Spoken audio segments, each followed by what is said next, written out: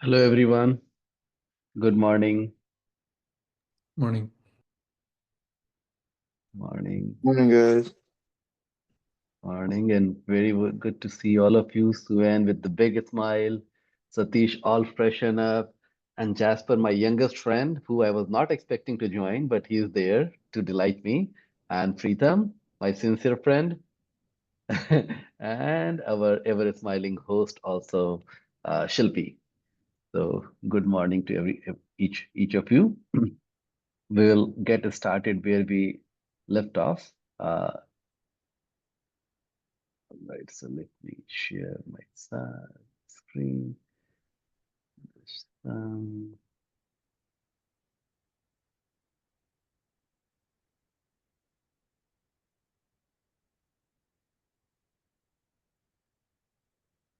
okay.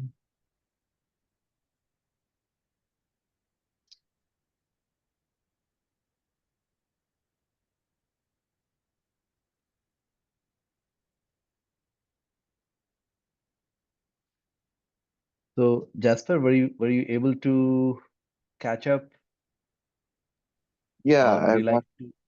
Okay. Yeah, I watched last week's and got familiarized. Thank you. Oh, wonderful. That's amazing. That's amazing. Uh, so far, what we have covered is, so see, the storyline is we are saying that this is a living mantra. The mantra can do this or do that, but why should I believe it, right? So the storyline is we are going into the scientific fact. And before we get to mantra, we are trying to get to the just a normal sound vibration, how the sound really helps us or not help us. So far, what we have covered that our different body parts have a different frequency, right? And each of those frequencies, if they are not synchronized, then it causes diseases. And when the frequencies are changed using the special devices, then what we have seen, it heals the body. Okay, so there is a device called Healy, which Shilpi herself uses, and she has seen some good results from she using those devices. Okay, now we also talked about the some of the experiments, how when the experiments was run using the right kind of sound, the rats, the mice, they lived longer than the other mice. We also talked about the experiment, how the it helps the um, plants to grow and produce much better product than otherwise. So, and we talked about the sound in the different three modes, the mode of goodness, the mode of passion, and the mode of ignorance. So we have talked all about that. So today we will be, so this was the last thing what we talked about, right? The Vedic sound of is the quality of ether, right? We went into the ether. So now today we will be starting and delving into the spiritual part, right? That okay, so far we are talking very much from the material science perspective, but now it will intertwine with the spiritual sound as we know, right?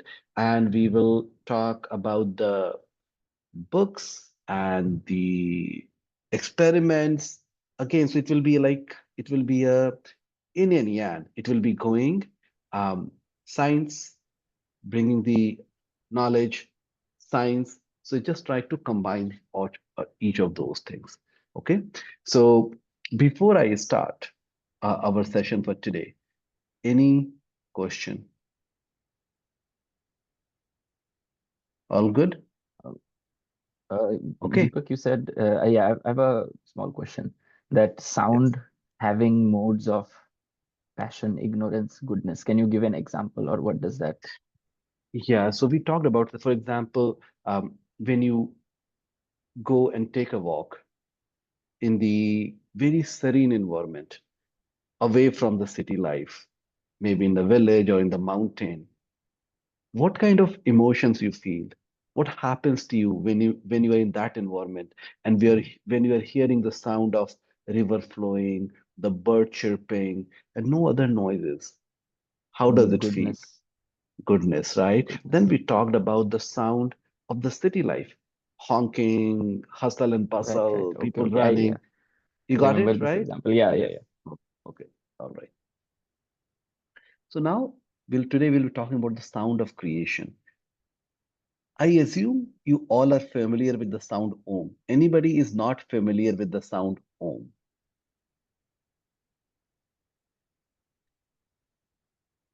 So Om has a very big significance. Like, doesn't matter what yoga system you practice, especially the Ashtanga yoga system. The sound Om, they start with the Om, right? You want to do pranayama, right? You want to take long, deep breath, and they will end with like at the end of the session, they'll say, okay, let's do it. Oh, right? You hear this sound. Oh, is there a significance? So we are going to talk about what is the significance of sound Om. Okay, and you have heard about the Big Bang, right? The scientists say that the whole universe appeared with a big bang, which was a sound, right? So the creation and the Vedic wisdom also says the whole creation takes place with the sound, okay? And even the dissolution is just not the creation. Even when the dissolution happens, when so the Vedic text says the universe comes, it has the time period, and then it goes out. And that also happens with the sound. So and this sound, Om, is the root of all these. So now coming into the spiritual sound wave, this we have talked quite a number of time when we are doing the mantra chanting at the mantra house events, right? We say the man is mind, right? And tra, which deliver. So mantra, the word itself is which deliver the mind. But deliver the mind of what? What is deliver the mind of? Anybody understand? What mantra delivers?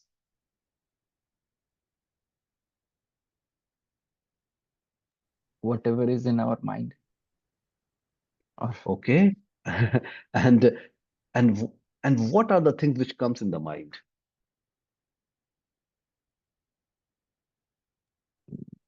yeah, that can be like I'm thinking just thoughts that comes to mind based on different modes of nature and how that interacts with my mind. I'll be uh, well, okay, that's not mantra. I guess I'm just talking about like speaking. That's No, no, but that's what fine, we miss. say. But mantra delivers. They say that mantra delivers the mind.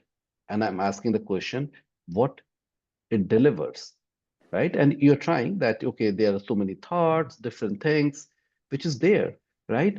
And it is coming from our identity of who we think we are. For example, I think I am Deepak. I'm I'm Deepak as a person. I work here. I'm a male. This is what's happening, and from that, and I'm doing this project, that project. All those thoughts are coming, right, going, and that is not letting me get into a pristine stage, which will give me peace or harmony.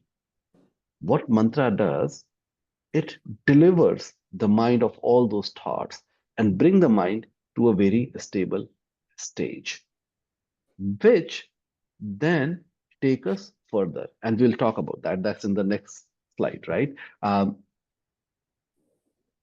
so mantra is not a sound vibration of the material realm. It is directly coming from the spiritual realm. Okay. And so sound permeates, whether it's a material realm or a spiritual realm, it permeates all the universes. Okay. So this is what mantra does. So I think most of you know about it, right? We have the body, we have the mind like a subtle body, right? We have a gross body, we have a subtle body. Mind is one of the aspect of the subtle body. And then the spiritual being, which is the Atma. So mantra delivers, it actually it aligns the body, mind, and soul all together. It does the alignment. Okay.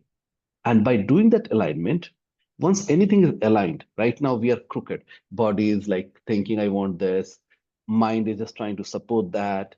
While my soul has different needs, I'm feeling unfulfilled. So what I'm trying to do, it becomes difficult.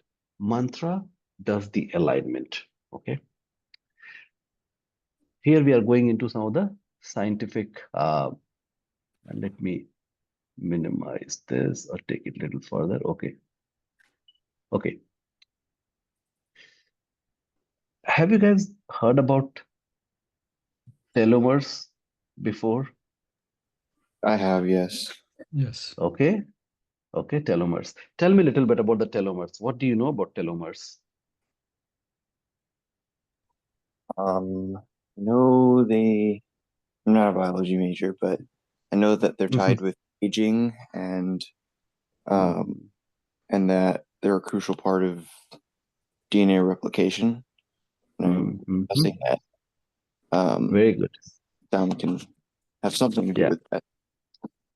Yeah, very good. So see, the first paragraph talks about what telomeres are, right? It is a part of our chromosomes.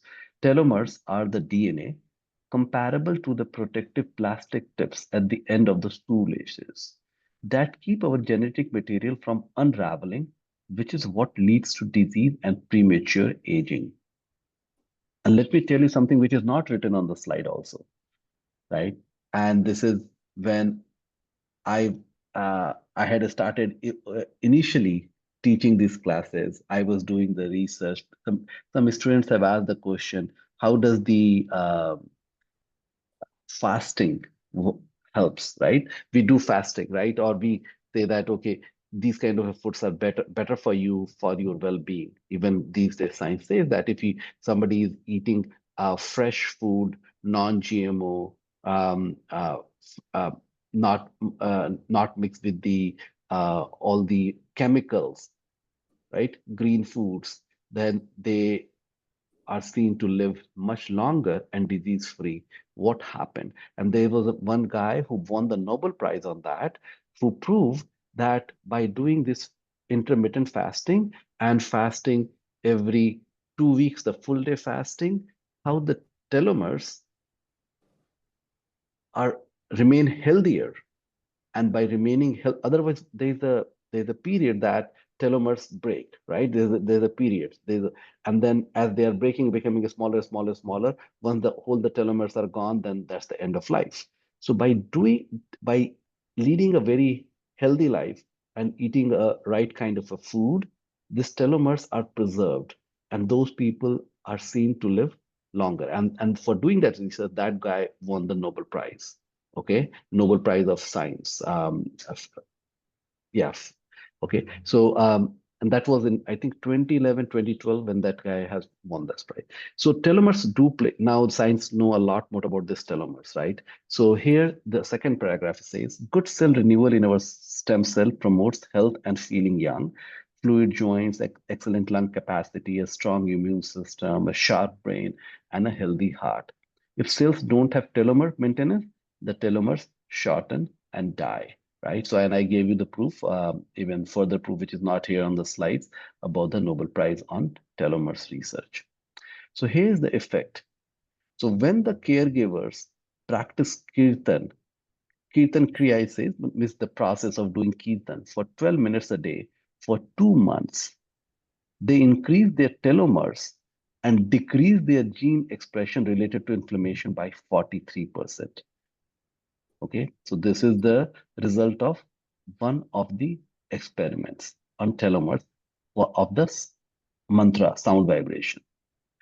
So other thing what we have seen, the mantra affects subtle body, and science doesn't talk a whole lot right now. The modern science, I mean, doesn't talk a whole lot about the subtle body, but we know and subtle body typically when the science is referring, it's referring to the mind. We know that it's more than a mind. It's mind, intelligence, ego, right? Our consciousness. Okay. So what the science have seen Both prayers and mantra cause a striking, powerful, and synchronous increases in existing cardiovascular rhythms when recited 6 times a minute. Okay. Barrow flex sensitivity also increased significantly from 9.5 to 11.5 millisecond. Um, so these are the conclusion was that rhythm formula that involves breathing at 6 breath per minute induce favorable psychological and possibly physiological effect. So this is the research by Luciano Bernardi, Associate Professor of Internal Medicine. Okay, so this is the experiment which was done. I will give you other thing, right? Why the when we are doing the yoga exercise or even any kind of exercise, why does the mind feel better? Why do we feel less stressed? Why do we feel more energetic? Why it happens? What is the logical reason? Right? Of course, you can say that, oh, better blood circulation. Okay, what the better blood circulation has to do with we feeling much peace, more energetic? Why?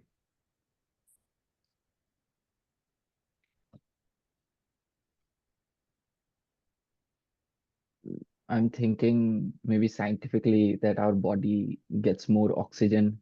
All of my cells are getting more oxygen because there is more blood. Hmm. Okay, so now I'll ask the next question. Why having more oxygen or more blood is causing me to become more enthusiastic, more energetic, more peaceful? Why?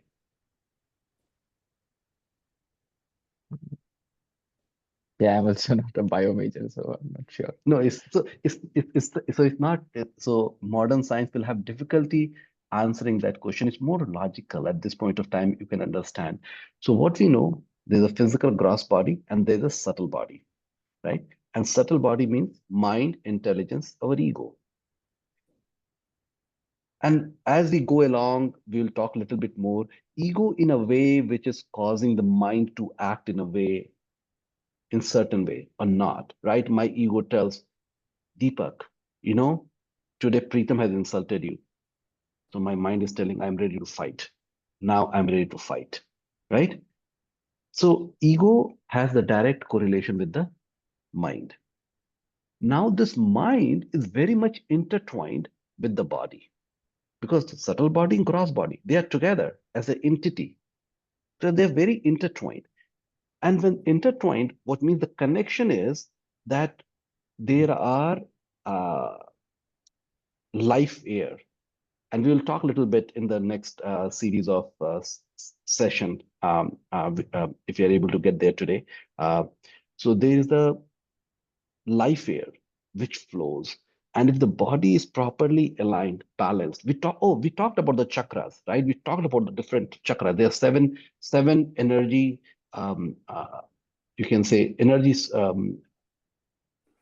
Energy hubs. centers, energy hubs. Good, thank you, thank you. Energy hubs, energy center, which is in our body, right? And when they are aligned, and by aligning the body, that's where the interface is. The aligning the body with these chakras, our subtle body becomes much calmer, right? So that's the connection. Okay, that's the connection. So here you see mantra to DNA, right? We saw the impact of the DNA. These telomeres, as they are helping the chakras, the energy places to become more aligned. And when that is aligned, then the connection with the soul improves. Okay. So even though these are three different entities, the gross body, the subtle body, and the soul, but they are all intertwined. Okay. And mantra makes this alignment, makes that alignment. So that's the logical understanding how the mantra is helping. We are showing the experiment, right? But those experiments are not talking about how it helped. Logically, how can I understand why do I see the better result when somebody is calling out mantra. Okay. So we will be going, this is the second part. So we have talked about the scientific coming from the material science. We will be not talking about the spiritual science, but before we go to the spiritual science, since we have not spent a lot of time, what are Vedas, right? So I would like to take a little bit of time and tell you what Vedas are. So before I get there, anybody would like to tell me what's your understanding what Vedas are?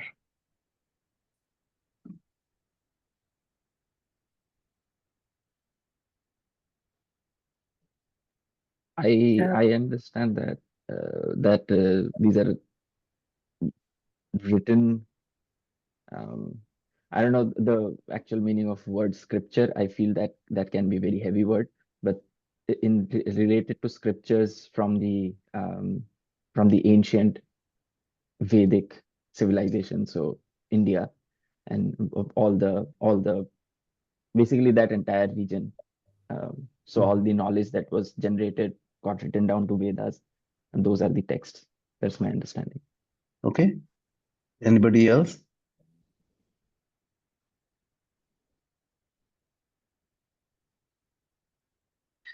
Okay, so let me take you to the next slide.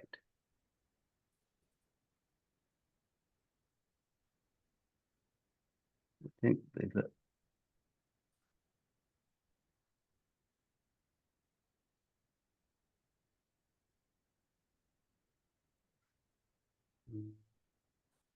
should play. University of California at Irvine, April 2017. Can you hear the sound? Aerospace engineer Travis Taylor has obtained a model of an aircraft whose design specifications are based solely on information gleaned from ancient Indian texts that are believed to have been formally set to writing in 500 BC. He is going to subject it to wind tunnel analysis to determine if it is a viable flying machine. The aircraft model, created using details garnered from the ancient Indian texts, has proven to be flight-worthy. Is it possible that by studying the ancient Indian texts, we may be able to recreate advanced technology that existed thousands of years ago in India? Ancient astronaut theorists suggest that the texts may also contain details for advanced spacecraft. So this was a short video, and the reason I put it there, in short, I wanted to talk. The Vedas is the library of books. It's not one book. It's the library of books. There are considered to be many, many millions lines of text which has been written. There are 14 different subjects. So if we take the whole world, knowledge of the whole world, it can be put into the 14 different category of subjects. Okay. And one of the subject is aeronautical engineering, right? And the video which showed you aeronautical, how the aeronautics was found in the Vedic text. And the University of California, they took that text and they found that whatever was there, and they tried to construct the aeroplane. They found it was airworthy. And these words in direct correlation that there are stories, historical stories where we talk about there were airplanes long, long, long, long time ago when the current history says that humans were apes, right? During that time, it was telling that there were aeroplanes which were going around. Okay, so this is one of the examples. So we are telling that these Vedas are not the abstract books. This has all the scientific subject matter which we study. That's one.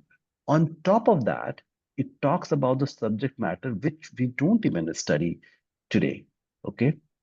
So that's aspect number one. I would like to take you to what Veda, and this is why I'm sharing this, to build the trust. Oh, we are talking about Veda. Do I trust it? Or this is somebody just has created those, right? And that's very important.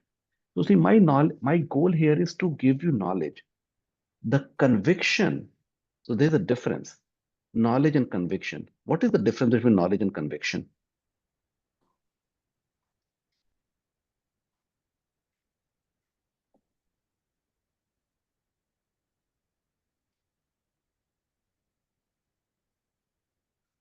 What is conviction? Knowledge is something that we gather when we hear from others or when we read, and conviction is something that comes when we practice that knowledge. Very good. Very good. So conviction is our internal thing. When the knowledge becomes realized, hear me out. When the knowledge becomes realized, that leads to conviction. Let's say for the young boys, right? Jasper, Preetham, let's say you are attracted to a girl. You see a girl, you hear about the girl, people say this is a nice girl, right? And all those stuff. But it's very hard for you to trust unless you start interacting with the girl, and then girls reveal who she is. Maybe she is beautiful, but she may have a lot of interesting characteristic, and it might be very difficult for you to go along with the girl, right? But once you have understood the girl, now it doesn't matter what the other people tell you about the girl. You are totally convinced that she is a nice girl, right? So it's a realized knowledge. It's a realized knowledge that becomes conviction. That time doesn't matter what people say. You know that this knowledge is correct, right? So the purpose of my discussing this, nobody can give anybody conviction. Conviction is internal. It has to come from within. We are going to try here is to give you the knowledge. And then we will give you the opportunity to practice this knowledge. And then we hope if you do it right, you will develop that conviction. Okay. So here are some of the prediction. And these even from the modern literature perspective, they are finding that these books are at least written based on how the way it was written, at least 3,500 years ago. Okay, at least. Now, these personalities, Buddha, a lot of you would know Buddha. Mindfulness, if you hear mindfulness, people say Buddhist, right? It's coming from Buddha. When he is going to appear, what would be his name, who will be his parents, right? When he will get enlightenment, all those things were written in the book, Srimad Bhagavatam, okay? Then it says about the Chanakya. He was one of the most famous diplomat, and lot of principles he wrote that time are still around 2000 years ago, still used today when the people are studying the diplomacy.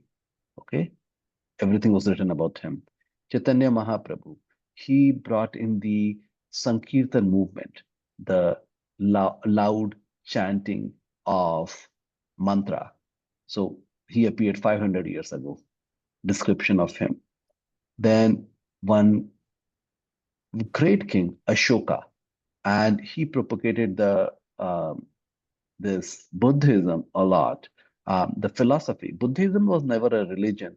The people made it religion, but the philosophy principle there's a lot of description. So similarly, so I have only picked these four of these, but there are plenty of references about what would happen in the future. There's in fact a book called Bhavish Puran. What it means, a book of prediction. And there are a lot of predictions about the world war and other things, what the ages are going to look like as we progress, right? Ages means not my age, the age of the universe, right? What what kind of people will be born, how they will behave, all those things. A lot of descriptions have been written. In fact, I was totally bewildered, um, uh, or very, very surprised, very pleasantly surprised. This book, Srimad Bhagavatam, in one of the chapter, it talks about how the embryo grow from its inception to the 9 month. And you take what it is written and you go and compare it with what the modern science says, right? Like, so when I was having my first child, I used to read a book called What to Expect When You Were Expecting. Very famous book. Um, the married people would know, right? And it would talk about, oh, third month, this is what you would be experiencing. This is what's happening inside the tummy. And you read the Srimad Bhagavatam, and it is telling exactly what would happen. And these books were written when the modern science didn't exist. And they are providing the kind of detail which modern science even doesn't talk about. Like, when does the soul comes into the body, right? So a lot of details are there. Now coming to, okay, don't get bewildered by seeing it. I don't expect to talk about everything here today. I don't expect that you will understand exactly what Vedas is, but it will give you a glimpse that Vedas are a well-defined set of books in categories. They are intended for a certain purpose. Okay, so if I go to a library and just I see so many books, thousands of books, I pick one book from this and I start reading. If I don't know the context, what was there before, what is there after, I may get confused. I may take it out of context. And that is the reason why Vedas are not, people talk about it, but it's not, they really don't understand. Because it's the enormity of this knowledge, enormity of this knowledge. Okay, it takes time. Um, so you see on the left-hand side, Shruti, right-hand side. So two big categories. One, which people are just hearing and able to, the people in the past, they had the very sharp memory. They will hear once and they will memorize everything. It's very hard to think like that. But even today, you can go to the internet, YouTube, and you can find the people who can recite, they hear and they can recite. But there are very few people. They have perfected the technique. But in the past, everybody, almost everybody, they had a very sharp memory. So they were able to capture all different these kind of a books, and they the purpose. There's some books are mantras, some books is for the different rituals, some books are for the logical reasoning why it works, some books are giving the exact knowledge, the conceptual knowledge why it would work, right? And then there's a sub part of it which is called Vedangas, right? And within the Vedas, there is the different kind of like Ayurveda, the medicine, right? So, and then the thing what we talked about, the aeronautical engineering, those are all the part of the subsection of Vedas. On the right-hand side, the things, so these are like tough knowledge, right? And to remember it, to make it well understood, they were case studies. Just like you go to, if you're a lawyer, there are rules, right? And then there are case studies where the rules were applied. And those rules, those applied rules are quoted in the court of law and saying that on this, applying this law, this is what the judge has recommended. This is what the judgment of the judge was. And therefore, I put my case like that. Smriti are like that. It is the stories, historical, these are not the made up stories, historical stories, which takes all those concepts and put into again the different categories. Okay. And the historical references, the sixth darshana is the philosophical book. Puranas are very old stories, real stories. Pancharatras, these are the how to worship, right? There are tantras where the magic people can do the magic, they can control the energy, and uh, so there are word called siddhis. So there are people who can control energy. Those they read those kind of books, and then there are books on the rituals, how to do that. All right, and then so there are lots and lots of these books. Okay, so Vedas are a well thought, well compiled set of knowledge which represents the knowledge of the whole universe. Okay, this is not the made of books. It has to be, there are books, first one has to go and study the grammar, the Sanskrit grammar, which takes typically 12 years, how to pronounce it, right? How, what the etymology is. And then if you are a computer science student, there are meters. You know the checksum. You would know, some of you would know the checksum. When the signal is going, passing through, how do we know the signal has corrupted or it has a noise? The checksum, which goes on the network. So these are meters. So what meters does, it makes sure that whatever the text I am reading today, it was not corrupted, because these books are coming for a long, long time. How do I know? How do I make sure that these things which I'm reading is exactly the same and not somebody just took out one portion and replaced with the other portion, right? So these are meters which can tell that this has been corrupted or not. Okay, so it had the inbuilt checksum. So Sanskrit is a very powerful language. It's very good for even for writing computer code. Okay, so that's the quick about the 5-minute view of the what our Vedas are. Here are some of the things which I would let you read. Some of the famous people, the very well-known philosophers, what they have to tell about these books. So I'll just give you 15, 20 seconds. Please, you can quickly read.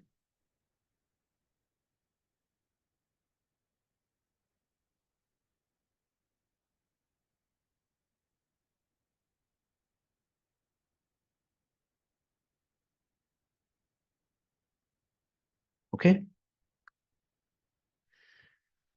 So that was a quick summary what Vedas are. And the purpose, I wanted to build a faith that Vedas are not a fake knowledge. It is well thought knowledge, very deep. Now I will talk about mantra meditation versus other meditation. What are some of the other meditation you all know about?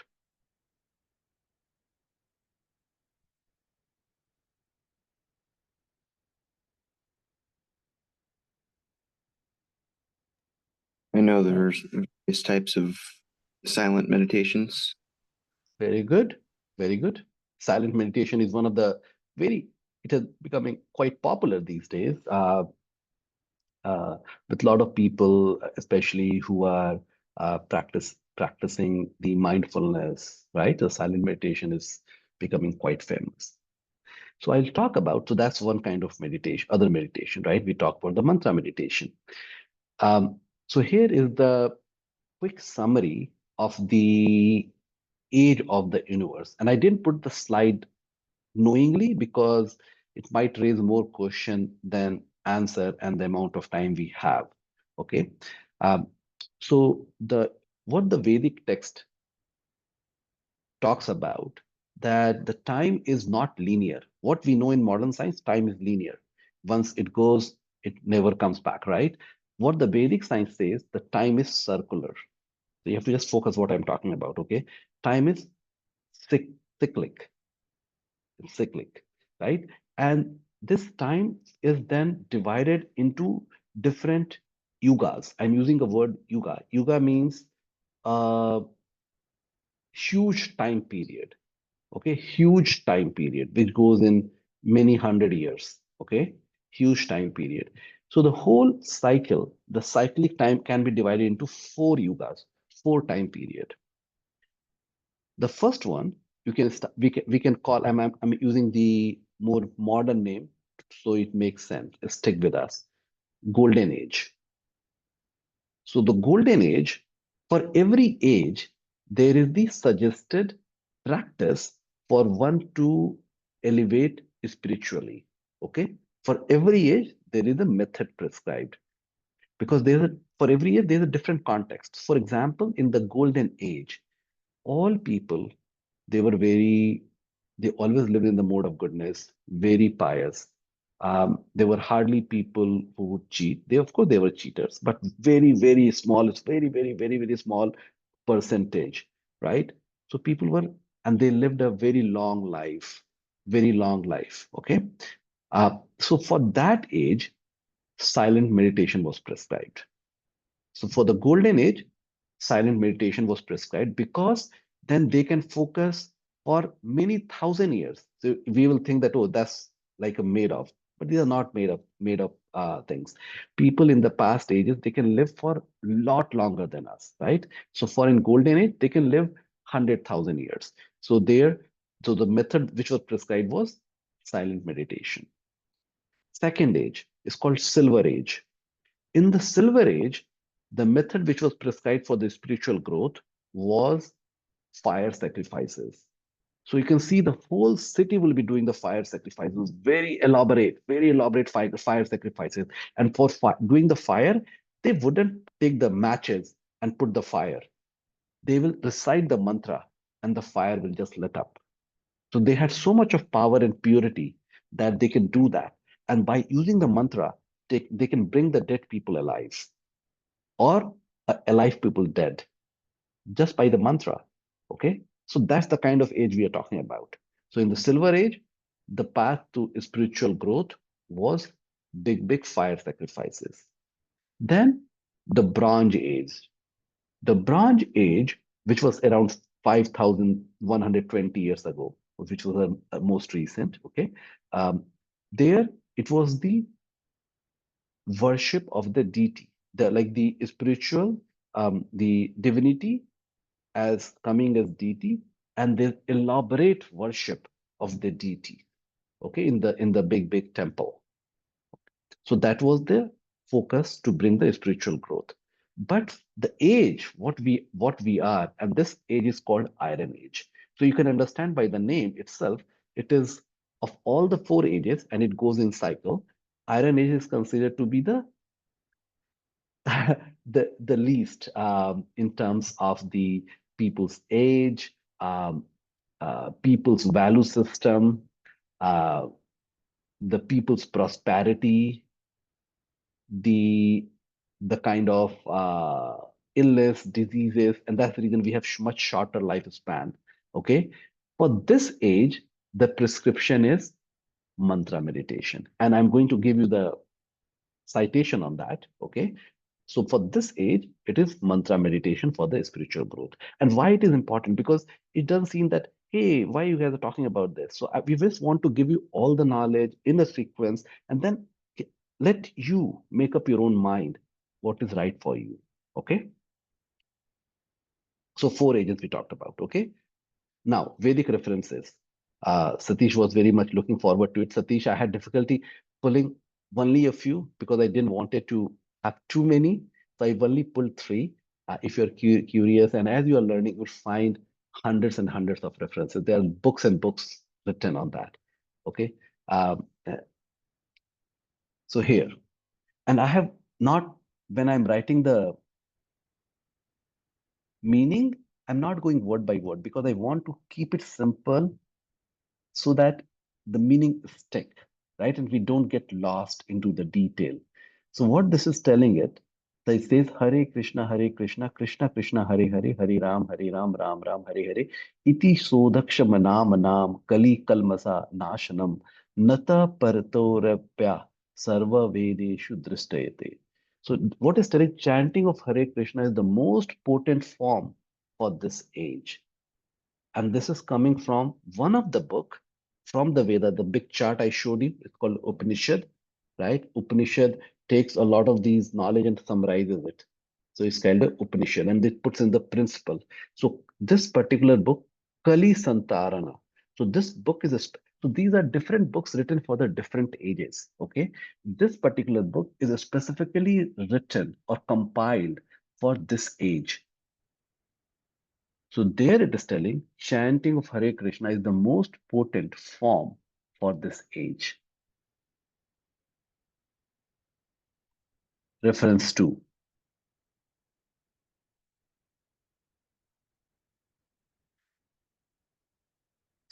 Here is telling in this iron age, which is full of faults. So I told, oh, we are of all the four ages, this is the lowest.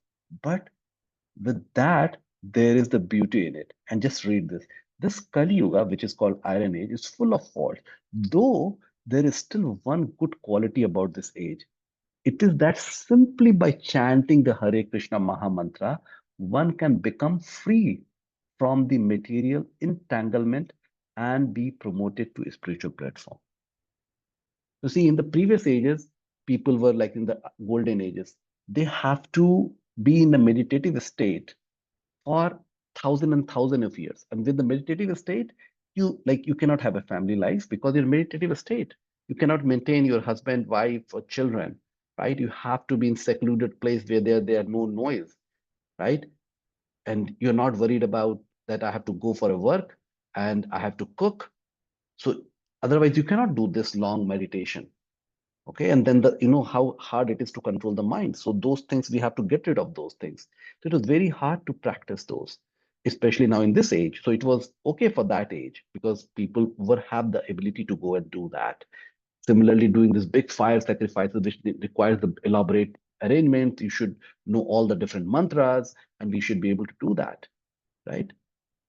Now in this age, it is as simple as chanting Hare Krishna mantra. And we, of course, will go to the process. Last time we did practice. I think this time also we won't be able to go into the detail. I suppose the last maybe 10 minutes, we will do the practice. But I'll show you because we haven't got into the process part yet because we are taking more time on this. But we will talk. We'll get there and we'll work on how to practice the Maha Mantra. What is the right way of chanting? Okay. So, but this is the second reference. And the last reference on this part, in this age, so this age of Iron Age, this age is called age of quarrel and hypocrisy. The only means of spiritual realization is the chanting of Maha Mantra. There is no other way, there is no other way, there is no other way. So, you know, whenever anything is repeated 3 times, it is for emphasis, right? So it is telling that in this age, there is no, if you really want to advance in a spiritual realization for this age, reciting the Maha Mantra is the way to go. Otherwise, there is no other way, there is no other way, there is no other way. Okay. So these are the 3 things. I want to quickly do the last part of this slide. Okay, slide deck. So I said in and yan, right? I gave you, took you to the Vedas. What are Vedas? Then I took you to some of the citation from the books about this age. Then I'm going to prove using the scientific research. I'm not, people who have done it. I'm going to share the scientific research on effects of Maha Mantra. And this particular professor, he lives in Florida, I think, or he was in Florida. And he has done his PhD thesis on that, and he actually run his own institute also. And he did the the experiment using Maha Mantra, and he correlated with the effects on the stress, depression, and the 3 gunas, which is the mode of passion, goodness, and ignorance. Okay. Spiritual disciplines recommend meditational practices such as silent meditation, silent recitation of mantras, and also the verbal repetition of specific mantras out loud. A clinical test of the benefits of mantra chanting was performed on 3 groups of 62 subjects, males and females of average age 25. They chanted the Hare Krishna Maha Mantra 25 minutes each day under strict clinical supervision. Results showed that regular chanting of the Hare Krishna Maha Mantra reduces stress and depression and helps reduce bad habits and addictions. These results formed a PhD thesis at Florida State University. Okay, so I'll share the what his thesis proved. So these are the results. Okay. So what before we go to the result, how he did the experiment. So research was on a group of 31 males and 31 females. It measured the stress with the index of clinical stress test. It measured the depression with a generalized containment scale. So the scale for which is used for depression. And then it used the modes of nature, Vedic personality test, like which is the people who are doing it, are they in the mode of goodness or a passion or ignorance? And why it is important? Because the people who are in the mode of ignorance, they will typically create the havoc in the society. They will say that it's my way or highway, right? Oh, and then mode of passion, there's a lot of very competitiveness, and like so there's always this tug of war, and there's a lot of stress, and the people in the goodness, they live happy life, and they would like other people to also live the happy life. In fact, they become happier when the other people are living happy life, right? So when we have those kind of people, then it creates a very harmonious society. Okay, that's the reason why it is important. So these three groups, like there was three groups consisting of total 62 students. Mahamantra group was 24. Alternate mantra group, so they did a made up mantra. So he created a made up mantra, which is not an authentic mantra. So which also proves the point that one creates the made up mantra, what is the result, right? And then there's a control group, 19. Okay. And this is what the research outcome was. So they saw the decrease in stress, right? So they saw that with the Mahamantra group, right? 11.32, right? The result what they saw, and they saw the stress of all those people reduced, decrease in depression, right? And you see how the Mahamantra did compared with the made up mantra, and then the people in the control group who were not doing anything, who were just okay. And this was the result. The increase in, even they measured the Shatva quality, and they did it by using the personality test. They did the personality test, and they found that the people who were doing Mahamantra, their mode of goodness increased, and these were the result. Okay, so with this, I will end the session for this particular part of the session. And again, this is a repetition of the things which I talked about, one of the citation with the full meaning, that in this age of Kali, this is the mantra which is highly recommended. Okay, so thank you very much. Sorry, this particular content has taken 2 full session. Okay, but I hope it was meaningful to all of you, and it will help you with the conviction. Okay, this is the knowledge. And as I told you, conviction is something which we have to internalize, and the practice will make it perfect. So Shilpi, I know we only have 5 minutes. Maybe, we can again do a quick exercise, and at least do some chanting, so the folks can practice for the whole week. And next week we will be going through the whole series, the posture and everything, and getting into the practical aspect and sharing the tips on that. Thank you, Deepak. Yeah, today I think very quickly we should just do a little bit of breathing and chant a few mantras so that we have something to practice throughout the week. I hope all of you found some time this week to, as Deepak had given us all a homework of chanting at least 10 minutes every day. And I'm sure you must have seen some benefit. If we haven't, then I think we need to do it a little more. So let's get on to breathing. Today we will do, okay, let's just keep it as box breathing because of the time shortage. So we will just inhale for 4 counts, hold for 2 counts. Jasper, have you done box breathing before? Because I know the others have. So we inhale for 4 counts. You have. Okay, great. So everybody knows. So sorry? I can't hear you. You have. So let's start straight away. So we inhale, 1, 2, 3, 4, hold, 1, 2, exhale, 1, 2, 3, 4, hold, 1, 2, inhale, 1, 2, 3, 4, hold, 1, 2, exhale, 1, 2, 3, 4, hold, 1, 2, inhale, 1, 2, 3, 4, hold, 1, 2, exhale, 1, 2, 3, 4, hold, 1, 2, inhale. Okay, let's chant the Hare Krishna Mahamantra. Deepak, do you want to put the slide where we have mantra in front of us, please? Thank you. Yes.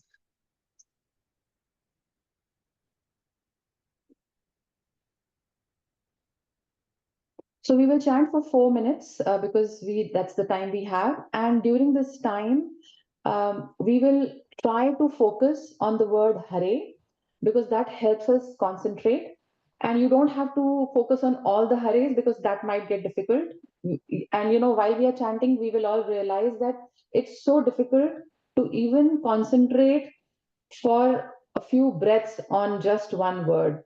So let's concentrate on the first Hare of the Hare Krishna Mahamantra so that every time we start the mantra, we bring our mind back from whatever thought it has wandered off to.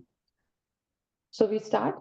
Hare Krishna, Krishna Krishna, Hare Hare, Hare Ram, Ram Ram, Hare Hare.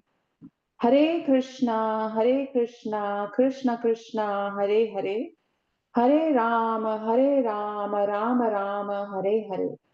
Hare Krishna, Krishna Krishna, Hare Hare, Hare Ram, Ram Ram, Hare Hare. Hare Krishna, Krishna Krishna, Hare Hare, Hare Ram, Ram Ram, Hare Hare. Hare Krishna, Krishna Krishna, Hare Hare, Hare Ram, Ram Ram, Hare Hare. Hare Krishna, Krishna Krishna, Hare Hare, Hare Ram, Ram Ram, Hare Hare. Hare Krishna,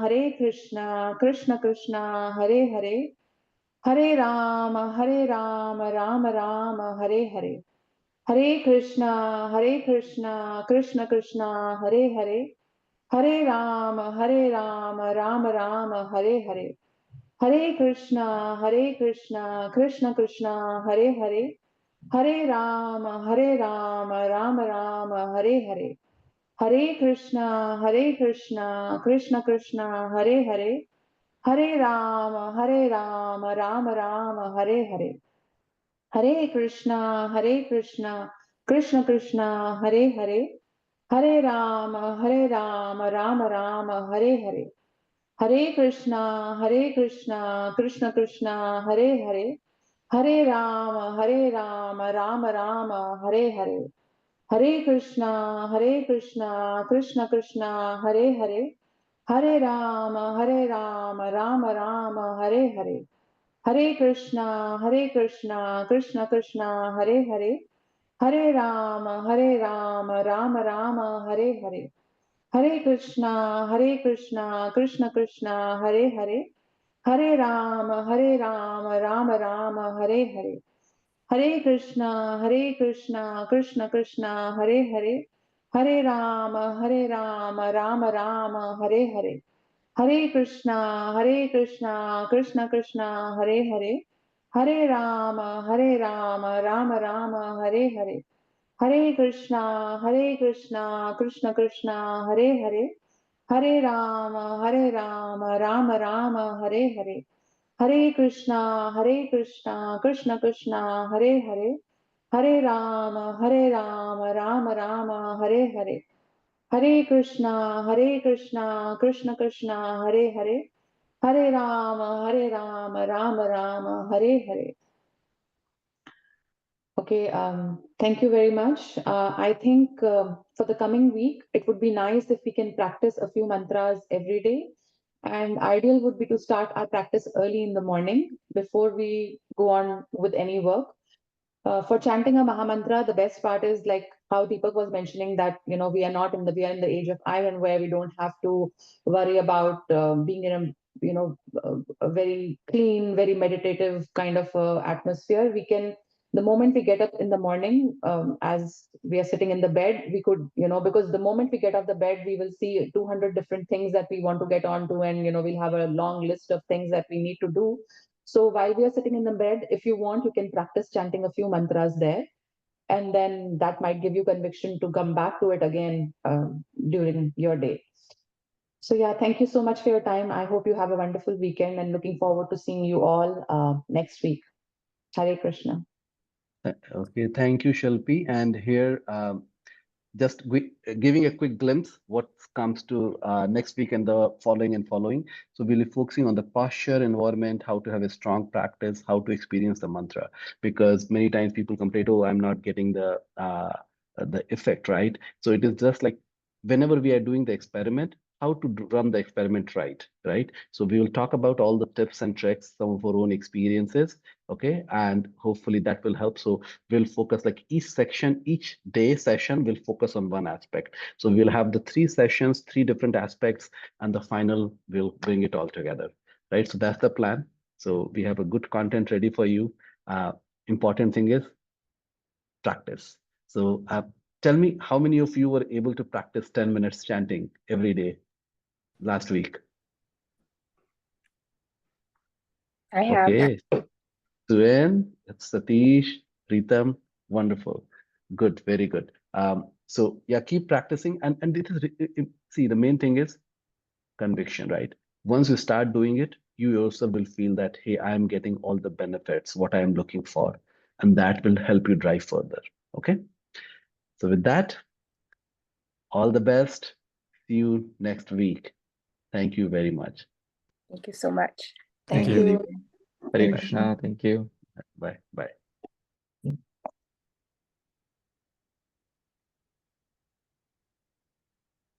Hare Krishna Mataji. Hare Krishna Prabhu, Dandavat Pranams. Sorry माता जी थोड़ा लंबा गया लेकिन I think कि It was अच्छा है cleanly important. next week then we will start properly. Okay, yeah, so okay, so I'll end the call because we just share the recording. Okay, yeah. Oh, yes, sure.